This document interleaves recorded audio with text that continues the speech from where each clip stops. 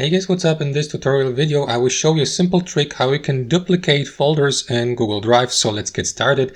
Now as you can see, I'm inside my Google Drive account, and now I would like to copy or duplicate that test folder I created for demonstration purposes here. And just for clarification guys, if you thought it would be possible to simply copy the same folder and paste it by pressing Ctrl+C and Ctrl+V on your keyboard, don't bother, because that's not going to work. As you can see here in the bottom left corner, copying folders is not possible here in Google Drive, unfortunately. Luckily though, there's a way how you can bypass this obstacle. Simply right click somewhere here and click on New Folder, and after that simply name that new folder like the previous folder, like test01 in this case here. Then head back to your first folder, open it, and next mark all files it contains by holding left shift on your keyboard and by selecting each file one by one with your left mouse, just like that. Next right click, click on copy here, or press Ctrl+C on your keyboard, head back to your duplicated folder and press Ctrl+V on your keyboard to paste all copied files here into that duplicated folder. And that's basically it. That's a duplicated folder. Hope you enjoyed the video. Thanks for watching and have a wonderful day.